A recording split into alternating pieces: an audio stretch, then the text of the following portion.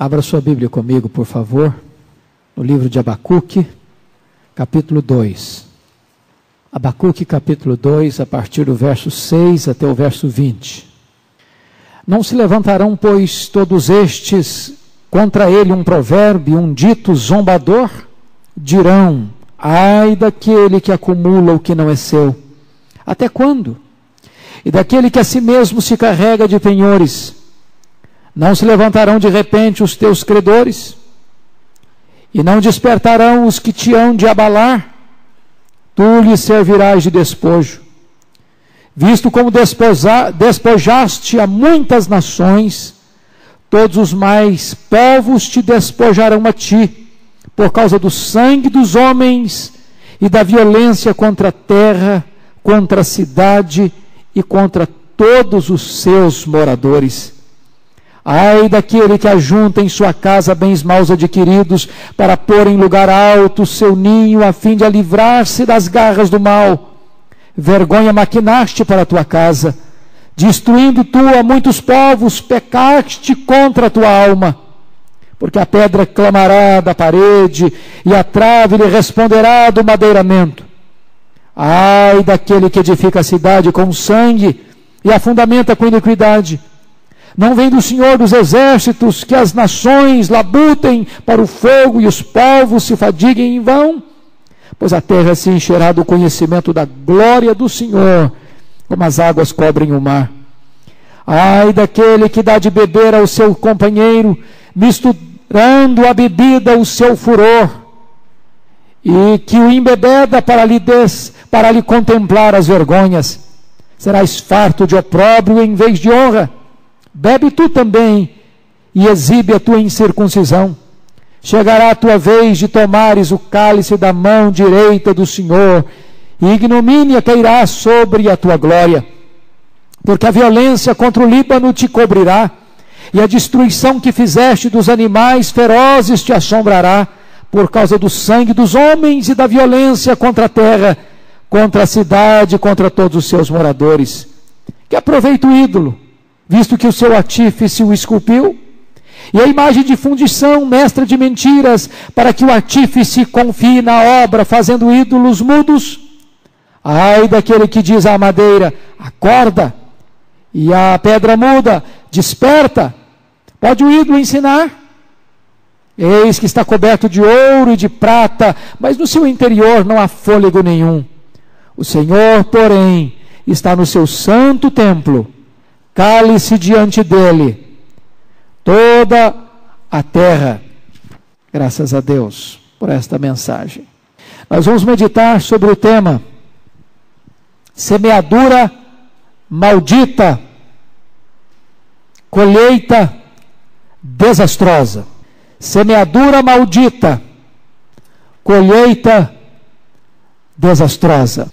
Eu quero chamar sua atenção, logo à guisa de introdução, sobre 3 pontos para nos prepararmos para entrar propriamente no texto. Em primeiro lugar, o caráter santo de Deus exige a justa retribuição do mal. Exatamente porque Deus é santo, o pecado não ficará impune. Este foi o drama do profeta.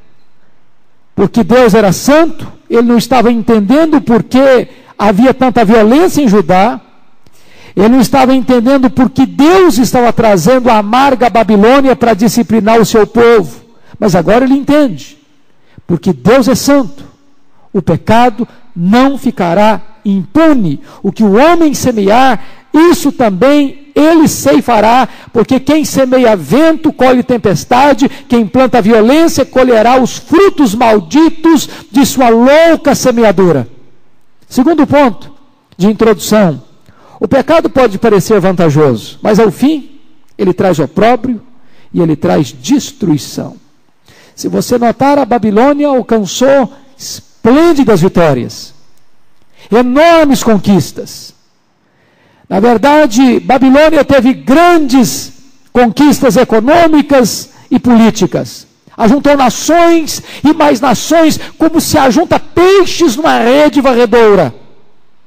Os povos ficaram reféns. da sua marcha irresistível. A Babilônia saqueou bens, espoliou casas, cidades, famílias.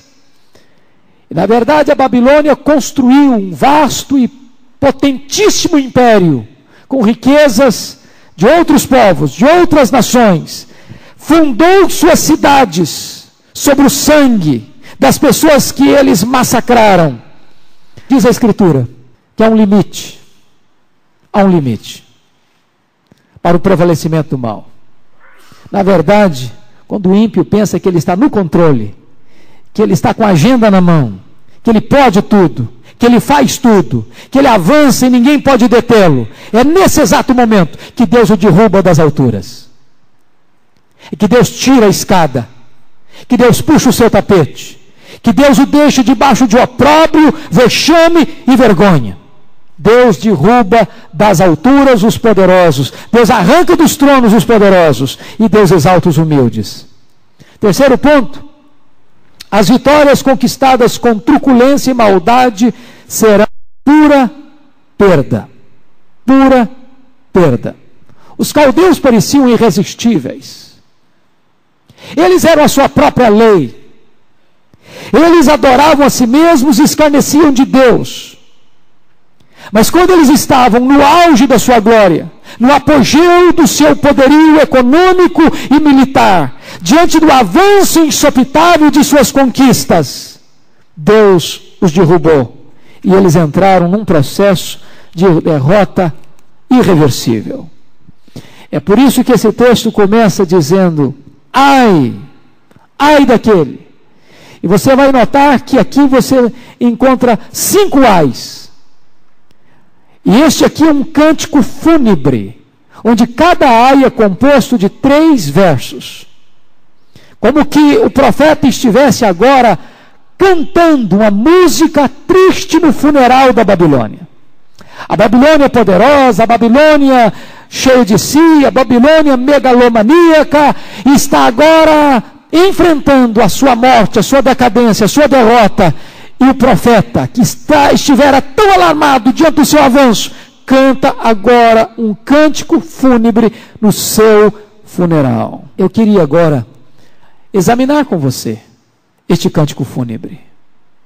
Eu queria examinar com você esta música dramática que o profeta está entoando no funeral deste vasto e potentíssimo império babilônico.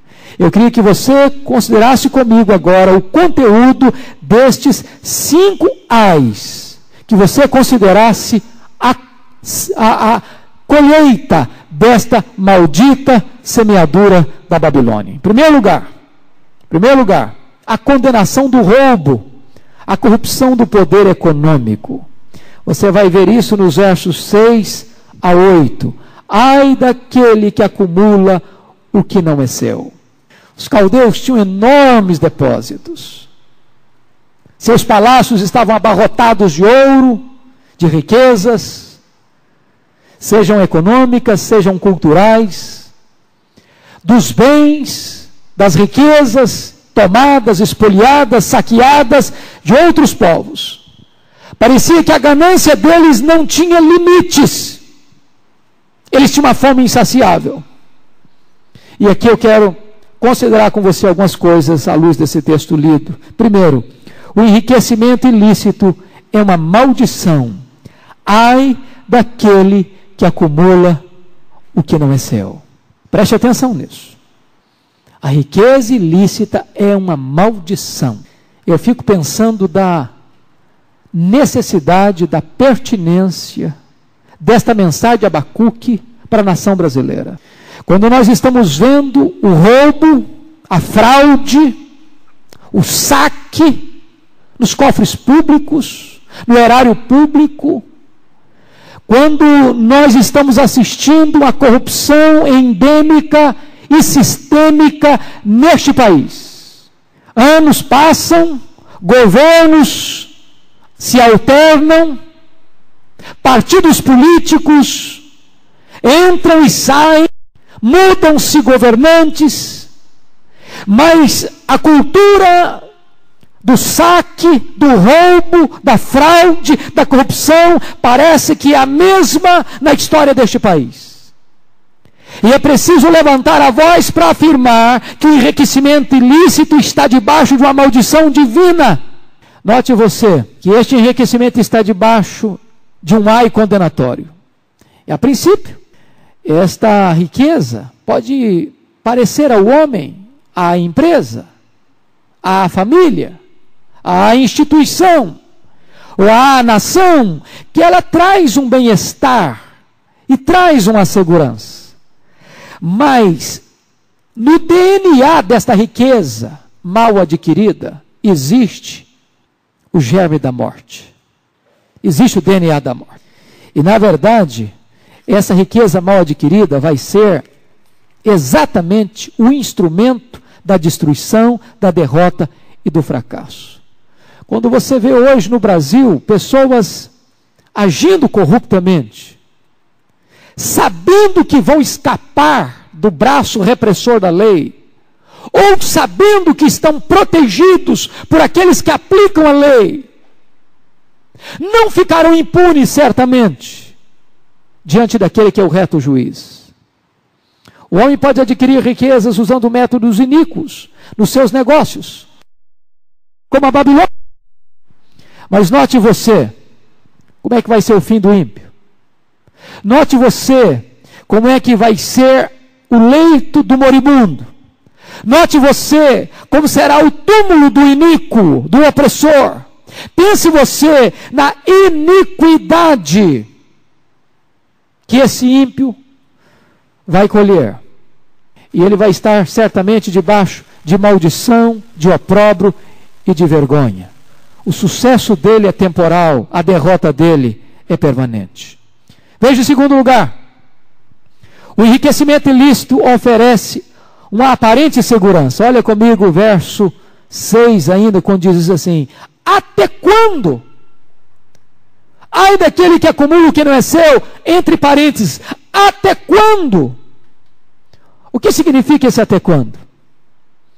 Está significando o seguinte: quando o camarada está num processo, quando ele está num processo de corrupção, de violência, roubo, de saque, ele pensa o seguinte: eu não vou ser apanhado, eu não vou ser descoberto. E ele age assim. Na verdade, ele não vai ser alcançado, não vai ser apanhado. E desta maneira ele continua agindo, ele continua roubando, ele continua espoliando, ele continua entrando por esses esquemas. E o profeta está inquieto com isso. E a pergunta: até quando, Senhor? Até quando vai ser isso? Eu não sei se você percebe isso. Quando chega um novo governo, eu não sei se você se lembra, que quando o governo reeleito agora, quando se elegeu o presidente da Câmara, ele disse na tribuna: virou-se a página escura da corrupção. Agora é um novo governo, agora é uma nova história. Agora nós estamos diante de um novo futuro. Dando a impressão: acabou o tempo da corrupção. Não precisou um ano para nós descobrirmos que a corrupção está aí, no primeiro escalão do governo, que o problema continua. Até quando? Esta é a ideia de que o homem vai escapar, de que ele vai sair ileso. Você percebe comigo que esta aparente segurança é que leva as pessoas a continuarem no crime. Se você perceber isso em todas as áreas, irmãos. Hoje é provado no Brasil que cerca de 80% dos crimes não são nem julgados. Então não há nada que estimula mais o crime do que a impunidade. Não há nada que estimula mais a corrupção do que o corrupto saber que mesmo se descoberto, ele não será penalizado. Esse problema não é novo, esse problema é antigo, esse problema estava reinando lá na Babilônia. Terceiro lugar, o enriquecimento ilícito usa instrumentos de opressão. Olha o verso 6 ainda. E daquele que a si mesmo se carrega de penhores. O que é um penhor aqui nesse caso? Na verdade, aqui é uma forma de extorsão. De extorsão. Era uma maneira de escravizar esses povos conquistados, não apenas saqueando-lhes a liberdade, tirando-lhes a cidadania, mas impondo sobre estas nações conquistadas pesados tributos, pesados impostos. O que acontecia? A Babilônia dominava um povo, mantinha esse povo na sua terra. Às vezes levava alguns para a Babilônia como braço escravo, para construir suas cidades. Mas outros deixavam na sua própria terra, agora impunham sobre eles uma taxa tão alta de impostos, de juros, que o povo trabalhava mais do que a meia, trabalhava para manter o luxo, o fausto e a riqueza do conquistado. E quando estas pessoas não tinham condições de pagar esses impostos, tinham que se vender como escravos. Esse fato acontecia no meio do povo de Deus. Leia o livro de Neemias, capítulo 5, que você vai ver lá o que estava acontecendo. Os ricos emprestavam para os pobres. Quando você está apertado, você tem dívida, o que acontece? Quanta gente que pega dinheiro aí com agiotas, pagando um juro estratosférico, porque está na hora do aperto, a corda está no pescoço. E a hora de receber, esse agiota não quer saber. Vem a opressão, vem o terrorismo, vem a ameaça. A pessoa vende tudo o que tem, fica refém nas mãos dessas pessoas. E quando não tinham mais nada para pagar a sua dívida, vendiam-se a si mesmos como escravos.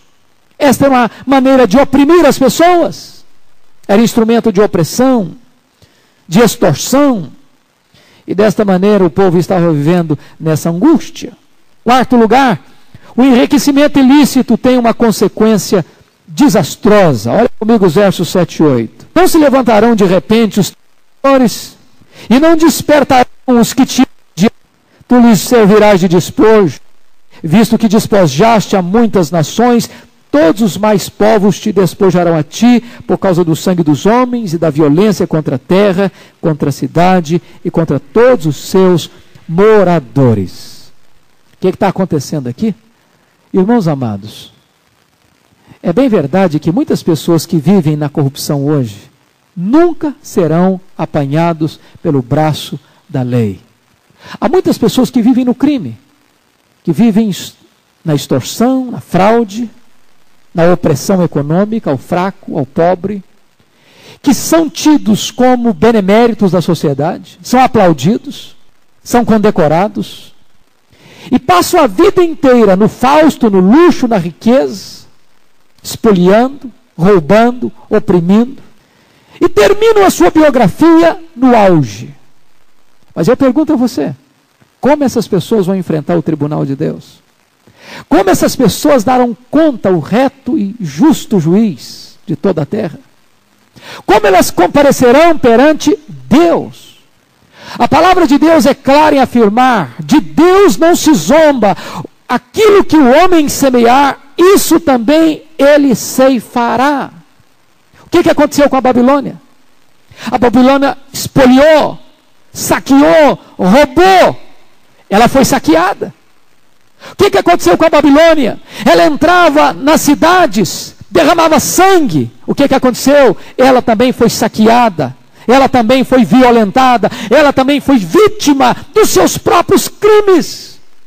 Deus pagou a Babilônia com a mesma moeda com que ela oprimiu as outras nações. Porque este é um princípio universal de Deus. Esta é a maneira de Deus agir. Aquele que oprime será oprimido. Aquele que fere com espada, a espada perecerá. Aquele que semeia, ele vai ceifar. E este é um ponto profundamente interessante, queridos irmãos. Porque a opressão econômica pode parecer um crime que Deus não está muito importando, né? Algumas pessoas pensam que Deus só se preocupa com coisas religiosas, com coisas espirituais. Quantas pessoas que são piedosas, mas que na sua vida financeira oprimem, são desonestas, são injustas, dicotomizando a vida, como que num maniqueísmo cristão, dizendo o que eu faço na igreja é uma coisa, o que eu faço nos meus negócios é outra coisa. Deus não separa, não. Se você examinar a história de Israel, Deus puniu Israel, sim, a nação do norte, por causa da sua violência, da sua opressão aos pobres. Por que Deus está trazendo a Babilônia para julgar e disciplinar Judá? Exatamente porque Judá estava cometendo violência. Os ricos oprimindo os pobres, os poderosos oprimindo os fracos. E Deus disciplina o seu povo Judá por causa desse pecado. Deus é o Deus da justiça. Deus não tolera injustiça em nível nenhum. Nem na família, nem na igreja, nem na cidade, nem na nação, nem nas leis internacionais. Desta maneira, é preciso entender, por exemplo, por que o comunismo não deu certo. Porque o comunismo chegou no mundo com a proposta de que o capitalismo selvagem estava sendo injusto. A injustiça financeira, a injustiça econômica. E Karl Marx pensou o seguinte: no dia que nós estabelecemos o proletariado democrático, nós teremos um paraíso na Terra. Só que o comunismo falhou. Porque, na verdade, aquele proletariado democratizado era apenas uma cortina de fumaça. Por trás existiam mentes e mãos de carrascos, de opressão, de violência, negando ao homem o mais sagrado dos direitos, que era o direito de consciência e de liberdade. Ao ponto dos comunistas dizerem que a violência devia ser a parteira da história. Não, na verdade a violência não é a parteira da história, a violência é a coveira da história. Por isso não funcionou. Porque faltou justiça. Segunda coisa, o segundo ai que eu chamo a sua atenção aí, queridos, é a condenação da ambição orgulhosa, a corrupção do poder social. Está aí nos versículos 9 a 11. Ai daquele que ajunta em sua casa bens maus adquiridos para pôr em lugar alto seu ninho, a fim de livrar-se das garras do mal. Qual era aqui o propósito da riqueza? O propósito da riqueza aqui era botar o seu ninho num lugar alto, de proteção. Era estar numa posição social de invulnerabilidade. Era dizer o seguinte: bom, eu vou oprimir, eu vou saquear, eu vou roubar, e eu vou me refugiar na bela, na suntuosa, na opulenta, na inexpugnável cidade da Babilônia. As muralhas da Babilônia tinham 21 metros de altura. Eram tão largas que podia-se passar 2 carruagens em paralelo. Tinham torres. Na cidade da Babilônia ficavam os jardins suspensos, uma das 7 maravilhas do mundo antigo. Uma cidade opulenta, uma cidade rica, uma cidade que eles pensavam: ninguém pode entrar aqui. Nós estamos salvos, nós estamos protegidos. O status social, o poder econômico. Mas aqui eu quero destacar algumas coisas. Primeiro, os bens adquiridos com desonestidade estão debaixo de uma sentença condenatória de Deus. Ai daquele que ajunta em sua casa bens mal adquiridos. Que lição para você e para mim, hein? Que lição. Meu amado, não aceite um centavo na sua casa que não seja fruto de honestidade. Não receba nada que não seja dinheiro limpo. Não ponha na sua casa aquilo que vem de fontes escusas, de dinheiro sujo, da corrupção. Porque juntar coisa na sua casa, granjear riqueza para a sua casa, botar coisa na sua casa que vem da corrupção, isso é maldição para a sua vida. Você está debaixo de um ai condenatório de Deus. O que a Babilônia fez? Ajuntou nos seus templos, nos seus palácios, riquezas de outros povos. Até mesmo os vasos sagrados de ouro do templo de Jerusalém levaram para a Babilônia. E até escarneceram dessas riquezas quando Belsazar apanha esses vasos sagrados para banquetear-se com orgia com seus convivas. E Deus abomina isso. Então preste atenção. A Bíblia diz que o desonesto pode parecer esperto, pode parecer feliz, pode parecer vencedor, mas ele está debaixo de uma sentença de maldição. A sua riqueza nada mais será do que combustível da sua própria destruição. Segundo lugar, O dinheiro oferece temporariamente uma aparente segurança. Olha comigo o verso 9b. Para pôr em lugar alto o seu ninho, a fim de livrar-se das garras do mal. Preste atenção nos ricaços que se enriquecem ilicitamente. Eles moram em mansões, com circuito de televisão, com cercas elétricas, com sistema de segurança, com guardas armados, com carros blindados, com todo um mecanismo e estrutura de proteção. E eles pensam, estamos seguros, estamos salvos, vamos fazer, vamos acontecer, porque ninguém poderá nos apanhar. O que eles estavam fazendo? À luz aqui do versículo 9, parte B, para pôr em lugar alto o seu ninho. Aqui é a ideia lá de Jó 39, 27, da águia que punha o ninho dos seus filhos lá no alto dos penhascos. Essa era a ideia louca, maluca, orgulhosa de Edom, por exemplo, lá em Obadias, versículo 4, que diz que botava o ninho deles no alto, perto das estrelas, porque Edom ficava no alto de uma montanha, e lá no alto daquela montanha escarpada, ainda uma cidade cercada de muralhas, eles pensavam, ninguém poderá nos desalojar daqui. E Deus diz, ainda que tu ponhas o teu ninho entre as estrelas, de lá eu te derrubarei, diz o Senhor. Então essa segurança é falsa. Sabe por quê que a segurança é falsa? Porque o homem não consegue construir nenhuma muralha tão alta para deixar Deus do lado de fora. É impossível deixar Deus do lado de fora. Terceiro lugar, a riqueza adquirida pelos instrumentos da corrupção traz vergonha e não sucesso. Olha o verso 10. Vergonha maquinaste para a tua casa, destruindo tu a muitos povos, pecaste contra a tua alma. Note você, 3 pecados aqui. Os caldeus estavam pecando contra Deus, porque estavam oprimindo e ferindo e matando gente criada à imagem e semelhança de Deus. Eles estavam pecando contra o próximo, porque estavam construindo a sua cidade com sangue, saqueando, roubando, oprimindo, espoliando, e eles estavam pecando contra eles mesmos. A Bíblia diz, o teu pecado te achará.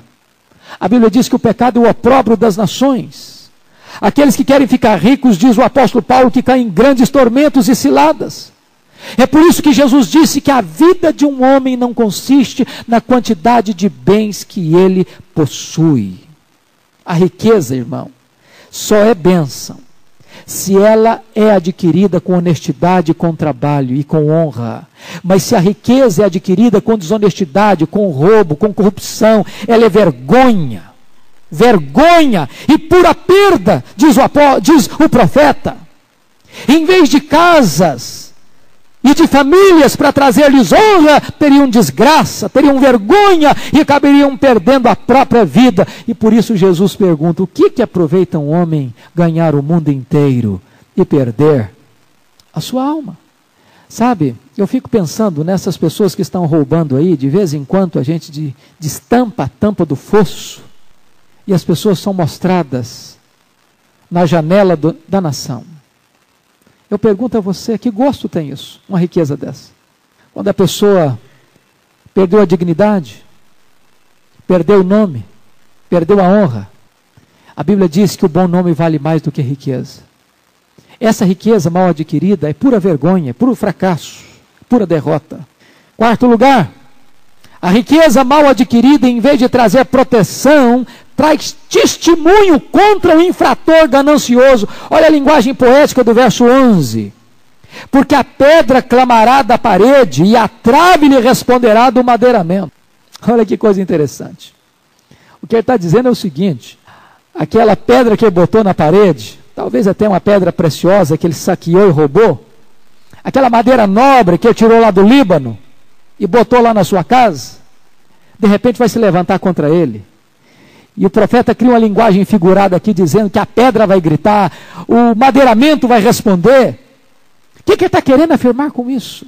O que ele está dizendo é o seguinte, que aquele bem que ele roubou, que ele saqueou, no tribunal, seja dos homens, seja de Deus, vai testemunhar contra ele. Aquilo que ele roubou vai ser o seu próprio tropeço. Vai ser o instrumento da sua própria condenação. Aquilo que ele achava que seria a sua segurança, vai ser a sua ruína. Não é isso exatamente o que está acontecendo hoje? E sempre aconteceu? A pessoa rouba, pensando, eu vou ser feliz, eu vou viver melhor, eu vou viver mais em segurança, eu vou ter mais. No dia que a coisa acontece, que ele é descoberto, que o crime é revelado, que a corrupção é destampada, aquilo que ele achava que seria a sua segurança, será a sua ruína, será a sua vergonha. E aquele bem vai testemunhar contra ele. Lembra lá de Tiago capítulo 5? Diz Tiago capítulo 5 que o salário retido com fraude dos trabalhadores clama a Deus contra aqueles ricos que granjearam a sua riqueza, explorando o braço do escravo, do trabalhador, que não recebeu o seu salário nem em tempo e nem integralmente. Terceiro ai, a violência, a corrupção do poder político. Versículos 12 a 14. Ai daquele que edifica a cidade com sangue e a fundamenta com iniquidade. Sabe o que estava acontecendo? Nabucodonosor ia, entrava numa cidade, matava quem ele queria matar, escravizava quem ele queria escravizar. Com os bens saqueados, ele construía mais cidades no meio daqueles povos. Ou levava essas riquezas para a Babilônia para embelezar de maneira única e singular a sua cidade, dizendo, esta é a Babilônia que eu construí pelo meu poder e para a minha glória. Sabe, irmãos, eu fico pensando o seguinte, que existem muitos homens opressores ainda hoje, na história. Você pode olhar, por exemplo, e ver a história de Júlio César, de Napoleão Bonaparte, de Adolf Hitler, de Stalin, de Mao Tse Tung, de Idi Amin, e de tantos ditadores. Você vai notar que estas invasões criminosas ainda acontecem. Acontecem ainda hoje. Por exemplo, a invasão do Afeganistão, do Iraque, do Líbano. E sabe, a Bíblia está dizendo que Deus vai julgar as nações edificadas com sangue. Estas nações que atingiram essa maré alta, vai chegar um dia que Deus vai dizer, basta, chega, chega. E Deus diz, ai daquele que constrói cidades com violência e com sangue. Eu não sei se você tem parado para observar isso, mas parece-nos que a violência hoje é institucionalizada. Tornou-se motivo de lazer. Eu li uma pesquisa essa semana que Hollywood, fazendo uma pesquisa, descobriu que os filmes que dão mais ibope são os filmes de ação, são os filmes de violência. Olha, eu vou lhe dizer que é muito difícil você assistir um filme hoje que não seja de violência. A indústria cinematográfica está a serviço do crime. São verdadeiras escolas de crime. O que é espantoso é que até os jogos infantis se tornaram instrumentos de violência. A violência hoje tornou-se indústria de lazer. Olha para a televisão e você vai perceber que ela está encharcada de violência. Ao ponto de Rambo ser o protótipo do herói. E quando um Rambo torna-se símbolo de heroísmo, é uma prova de que a sociedade está doente. E não precisamos então ficar surpresos se nós vemos crianças e adolescentes nas favelas, nos morros ou nas ruas, ou de classe média, com a metralhadora na mão. Olha para o noticiário. E eles são, na verdade, sucursais do submundo do crime. Olha para as manchetes da Tribuna. Todo dia, se você vê uma manchete de notícia boa, leia durante a semana inteira, se você vai me achar uma manchete de notícia boa. Você não vai achar. Não dá ibope. Só miséria, só desgraça, só tragédia. É uma cultura. É a cultura da violência.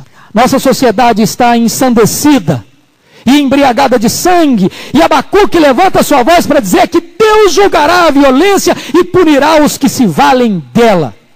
E aqui nós vamos olhar alguns pontos. Primeiro, a vitória alcançada pela opressão tem gosto de derrota. Olha o verso 12 comigo. Ai daquele que edifica a cidade com sangue. Ai daquele. Há um ai condenatório de Deus. Por quê? Porque na verdade quando a Babilônia entrava numa cidade, entrava numa nação, ela não só matava, ela não só roubava, ela pegava os restantes como braço escravo para construir o seu grandioso império.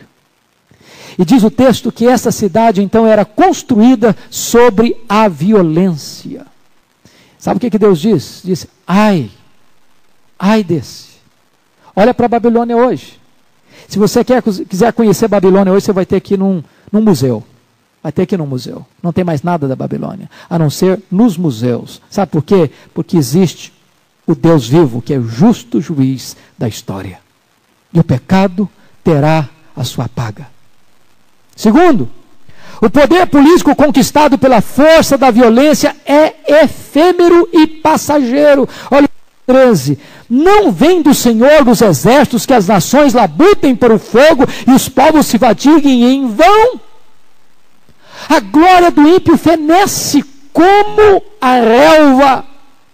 O seu poder político passa como o vento, a sua estabilidade é tão frágil como o lodo. Quem coloca o selo da celeridade e da efemeridade no poder político das nações é o próprio Deus. Deus faz com que aquele que fez uma viagem para o topo da pirâmide faça uma outra viagem correndo ladeira abaixo para a base da pirâmide, para os vales da vergonha e da destruição. Terceiro lugar, olha que coisa maravilhosa, o triunfo final do reino de Deus, versículo 14. Meus irmãos, eu acho isso maravilhoso. Pois a terra se encherá do conhecimento da glória do Senhor, como as águas cobrem o mar. O profeta Abacuque tem um lampejo de otimismo, de esperança, de fé. Diz o seguinte, os reinos deste mundo vão passar. As glórias deste mundo vão se apagar. As nações poderosas cairão no esquecimento. Aqueles que oprimiram serão oprimidos. Mas há um reino que não pode ser destruído. Há um reino que é eterno. Há um reino que é universal. Há um reino que é indestrutível. O reino de Deus é o único reino que vai prevalecer para sempre e sempre e sempre. E o conhecimento da glória do Senhor vai encher toda a terra, como as águas cobrem o mar.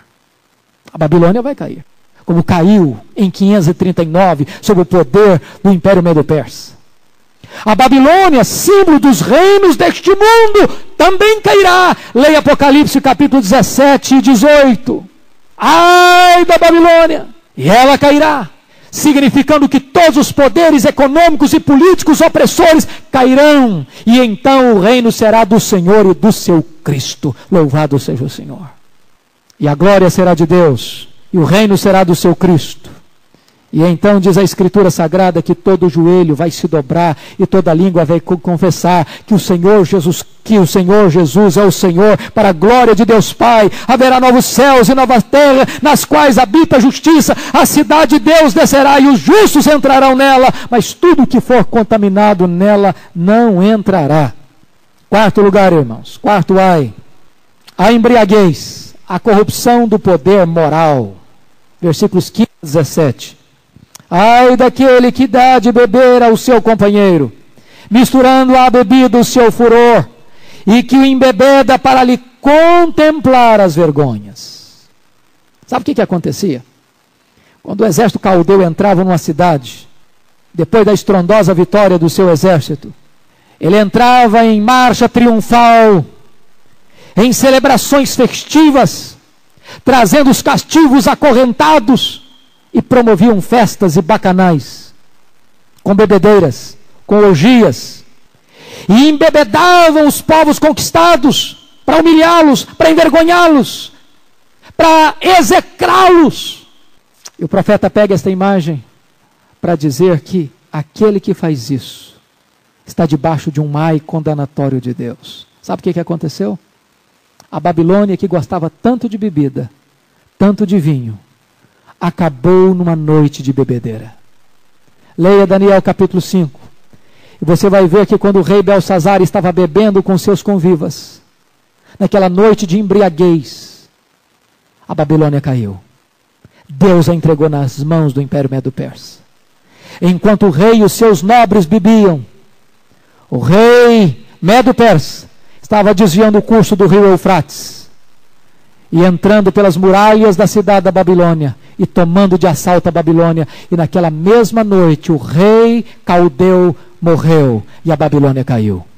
Quero considerar com você algumas coisas. Primeiro, quem humilha e degrada o próximo atrai sobre si o juízo de Deus. Versículo 15. Ai daquele que der de bebida ao seu companheiro, para expor as suas vergonhas, para humilhá-lo, para massacrá-lo, para explorá-lo, para escarnecê-lo. Segundo, Deus é o vingador daquele que degrada o próximo para o explorar. Olha o verso 16. Serás farto de opróbrio em vez de honra. Bebe tu também, exibe a tua incircuncisão. Chegará a tua vez de tomares o cálice da mão direita do Senhor. Ignomínia cairá sobre a tua glória. Note você que quem está dando de beber para os povos é a Babilônia. Mas quem vai dar um cálice para a Babilônia é Deus. É Deus. Você está oprimindo, você está humilhando, você está execrando. Pois bem, eu farei isso contigo. Eu te darei um cálice. O cálice da tua destruição. Terceiro lugar. Toda sorte de violência é um atentado contra Deus e contra a sua criação. Olha o verso 17. Porque a violência contra o Líbano te cobrirá, e a destruição que fizeste dos animais ferozes te assombrará, por causa do sangue dos homens e da violência contra a terra, contra a cidade, contra todos os seus moradores. Note você que tem dois crimes aqui, um crime ecológico e um crime contra a humanidade. Embora o crime ecológico também é um crime contra a humanidade. Mas o Líbano era a terra das matas, dos cedros nobres. E os babilônios estão entrando e devastando as matas, matando os animais, saqueando a terra, entrando nas cidades, matando os seus habitantes. Eles não respeitam a natureza e eles não respeitam os homens. Eles cometem crime contra a ecologia e crime contra a humanidade. E Deus está tomando nota dessas coisas. E Deus há de julgá-los por esses crimes cometidos contra a natureza e contra a humanidade. Quando você percebe hoje o mundo falando de aquecimento global, quando você percebe o mundo inteiro falando da devastação criminosa dos recursos hídricos, dos recursos naturais, a ganância insaciável transformando as nossas matas em desertos, nossos rios em esgotos, em feridas abertas. Quando você percebe que o homem na sua ganância destrói o seu próprio habitat, você percebe que nós estamos colhendo aquilo que plantamos. É o juízo do próprio Deus. E eu quero terminar com o último ai. A idolatria, a corrupção do poder espiritual. Versículos 18 a 20. O último ai é proferido contra o maior de todos os pecados, a idolatria. Talvez a fonte e a razão básica de todos os outros ais. A Bíblia diz que a idolatria é uma abominação para Deus. É uma assintosa transgressão dos mandamentos de Deus. O que é idolatria? Idolatria é adorar a criatura em lugar do Criador. Romanos 1, 25. Note você que a idolatria começa com Lúcifer. Quando ele disse no seu coração, serei igual a Deus. A idolatria entrou na humanidade quando Eva quis ser igual a Deus. E aqui tem algumas lições que eu quero que você observe comigo. Primeiro, os ídolos são absolutamente impotentes. Olha o versículo 18, parte A. Que aproveita o ídolo, visto que o seu artífice o esculpiu? O que é um ídolo? O ídolo é um substituto morto do Deus vivo. O que é o ídolo? O ídolo não é nada. O ídolo é pau, é pedra, é gesso, é material. Daí, a idolatria é um entorpecimento da razão e uma cegueira espiritual. Um ídolo é tudo aquilo que nós colocamos no lugar de Deus. É bem verdade que hoje existem ídolos mais modernos. Por exemplo, o dinheiro. Você quer um ídolo mais adorado no mundo do que o dinheiro? As pessoas vivem, morrem e matam por causa do dinheiro. As pessoas se casam e se divorciam por causa do dinheiro. O dinheiro não é apenas moeda, o dinheiro é um espírito, o dinheiro é mamon. E há muitas pessoas que o adoram. Mas note outra coisa. Coisas e pessoas podem se transformar em ídolos. A posição social pode ser um ídolo. Deixa eu pegar no seu pé. Uma garrafa de Coca-Cola pode ser um seu ídolo. Um bolo de chocolate pode ser um seu ídolo. Uma barra de chocolate pode ser o seu ídolo. Se você ler Filipenses 3,19, diz que o Deus deles é o ventre. O que Paulo queria dizer? Que algumas pessoas adoram aquilo que gostam, são dominadas por algum alimento, por algum cardápio, por alguma preferência, e não sabem viver sem. Tudo aquilo que substitui Deus é um ídolo. O conhecimento é um ídolo. 1 Coríntios capítulo 8, versículo 1, diz que o conhecimento incha, envaidece. A Bíblia diz: filhinhos, guardai-vos dos ídolos. Segundo lugar, os ídolos são instrumentos de engano. Versículo 18b, olha aí comigo. Diz o texto: é a imagem de fundição mestra de mentiras, para que o artífice confie na obra fazendo ídolos mudos. O que isso aí significa, irmão? Quando Paulo diz que o ídolo de si mesmo não é nada, está lá em 1 Coríntios 8,4. Porém, o que está por trás do ídolo, segundo 1 Coríntios 10,20, são os demônios. Por que as pessoas são enganadas pela idolatria? Por quê? Porque Oséias 4,12 diz que o homem consulta a sua vara, e a sua vara lhe responde. A pessoa se ajoelha diante de um oratório, diante de uma imagem de escultura, faz a sua reza, faz a sua súplica, faz a sua oração, e tem resposta. Ele diz: funciona. Eu fiz uma prece e eu fui atendida. Fui atendido. E aí que está o engano, porque há um espírito de engano na idolatria. Ela é mestra de mentiras. Quando você para perceber, por exemplo, que nós vivemos hoje no Brasil, o maior país católico, o maior país espírita do mundo. A padroeira, a protetora, a palavra padroeira significa protetora. A protetora do Brasil é uma imagem de gesso, pescada no Rio Paraíba do Sul, em 1717. Você pode imaginar o que isso significa? Como é que alguém pode pensar numa situação dessa? Que algo que há pouco tempo um iconoclasta quebrou a pauladas, e depois foi botado de um lugar com vidro blindado, pode ser o protetor do Brasil. Você pode imaginar que o Papa Bento XVI vem ao Brasil e canoniza o Frei Galvão, e agora o povo brasileiro compra estatuetas de Frei Galvão e se prostra diante de uma estatueta, pensando que essa estatueta de bronze ou de barro ou de gesso poderá ouvir as suas orações e atender às suas necessidades.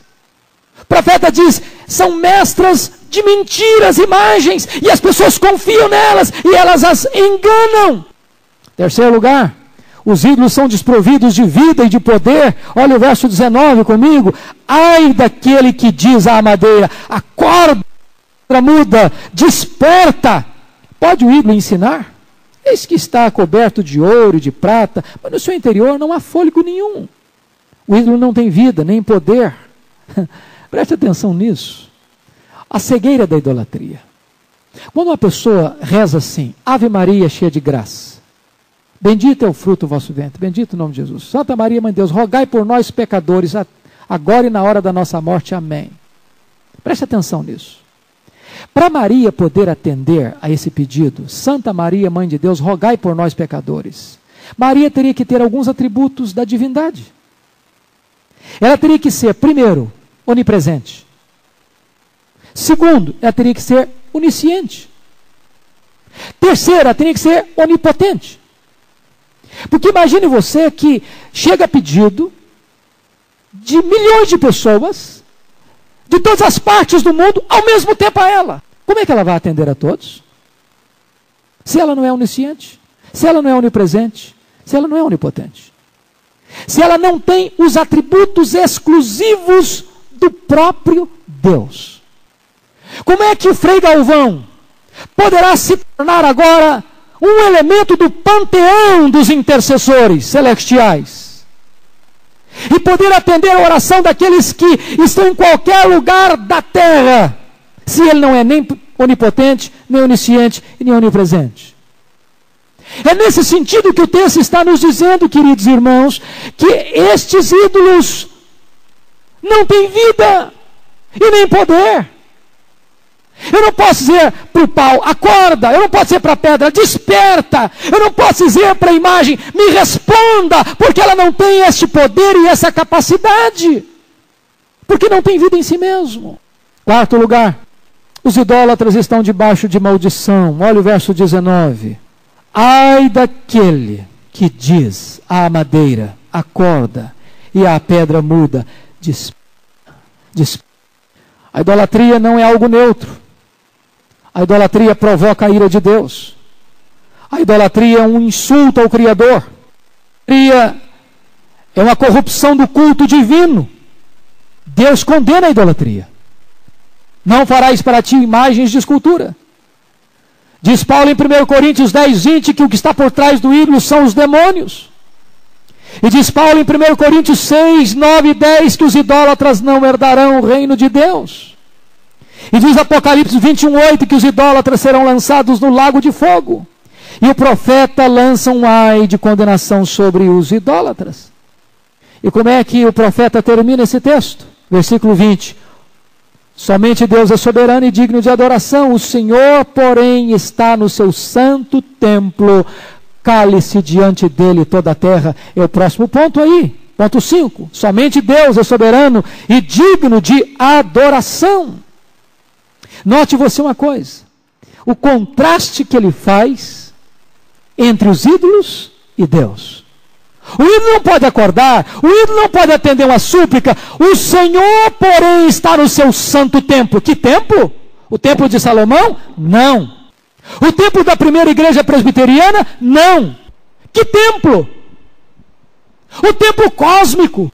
O Senhor está no seu santo templo. Não há um centímetro deste vasto universo onde Deus não esteja presente. Nem os céus dos céus podem contê-lo. E de que maneira as pessoas precisam estar diante dele? Cale-se diante dele toda a terra. Esse Deus não só está presente em todo lugar, este Deus é majestoso, esse Deus é poderoso, esse Deus é digno de toda adoração, de toda reverência. As pessoas precisam se calar diante dele, porque ele é Deus. Ele é Deus. E eu quero terminar trazendo para você 3 verdades práticas até agora, no estudo desse livro. O livro de Abacuque é o livro do dilema de um profeta. E o profeta começa o livro angustiado, desesperado, aflito, perturbado. E à medida que a mensagem vai correndo, o profeta vai como que abrindo a cortina, removendo o véu e vai trazendo esperança para ele. 3 verdades trazem esperança para ele. A primeira verdade que traz esperança para ele é a graça de Deus. Capítulo 2, versículo 4. O justo viverá pela fé. Nós somos salvos, vivemos pela fé e somos salvos pela graça. Segunda verdade que traz esperança para ele, a glória de Deus. Capítulo 2, versículo 14. Pois a terra se encherá do conhecimento da glória do Senhor, como as águas cobrem o mar. O império que haverá de dominar o mundo não é o reino terreno, mas o reino de Deus. A glória que encherá a terra não é a dos homens poderosos, mas a do Deus Todo-Poderoso. E a última verdade que enche o coração desse profeta de esperança é a soberania de Deus. Os ídolos são surdos, impotentes e mortos, mas Deus está entronizado no seu templo e toda a terra deve se curvar reverente diante da sua face.